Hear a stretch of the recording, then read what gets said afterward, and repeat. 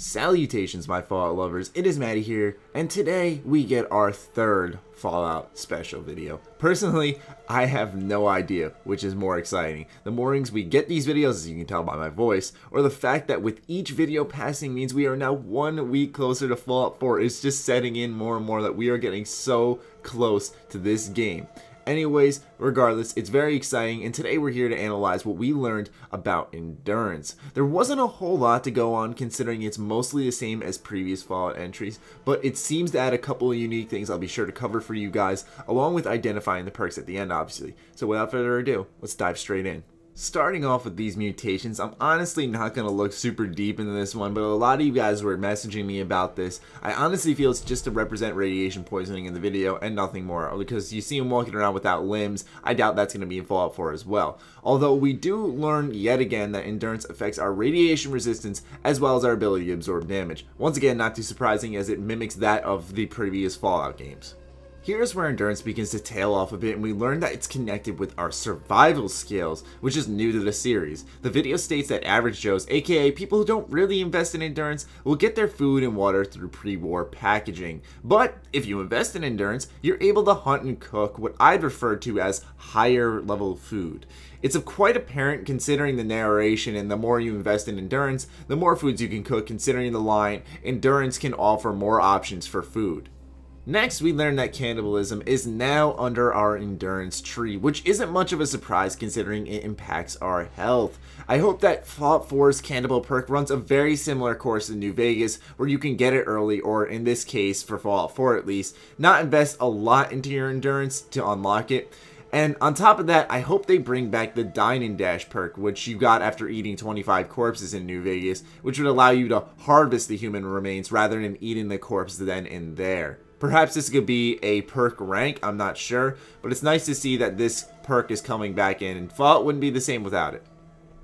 In this little snippet, we get the answer to the question that has been asked of me a lot. Yes, the more you invest in your endurance, the farther you can sprint. This is based off the quote, "The greater your endurance, the farther you can go," in the narration. Along with that, based off my assumption and what we see here, this may just be a general investment in the beginning of the game when you're setting your special stats, as it doesn't seem to be determined through a perk, which is quite interesting. Basically, the game is saying if you want to sprint for long distances, you have to pay the price and invest in your endurance right in the beginning of the game. Time for perk identification. This is our favorite part of the video, is it not? We can tell that the first perk determines how long we can hold our breath underwater. Although I don't have a name for it, this is an interesting change, as in Fallout 3 and New Vegas, your breath meter was determined through the points you put in endurance rather than a perk. Next, once again, Adamantium Skeleton returns. For those unaware of what this perk does, it halves your limb damage, making it more difficult for enemies to cripple you. And then finally, you can see I wasn't jumping the gun earlier, as Cannibal will be a perk under our endurance stat, and we all know what that does. Lastly, we get a panned out look at the perk chart for endurance, and holy hell, we can almost see every single perk, man. I'll try to identify each for you. Let's start off with the top 3 though. Number 1 is Toughness, which is a perk that gives an additional 10% damage resistance, and as you level it up, you receive more damage resistance. Naturally in Fallout 4 that would fit out with the perk ranks.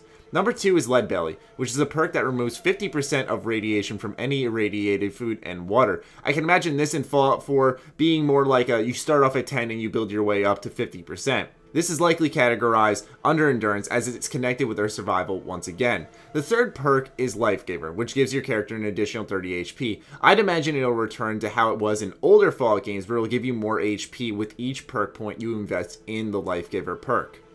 And finally, here's a good look at, well, the entire perk chart, I guess. It seems Bethesda's gradually showing us more and more as this game creeps up to its eventual launch date. If you guys want to start identifying what you see under the other special stats, then have at it, but I'll obviously save my analysis for each respective stat each corresponding week.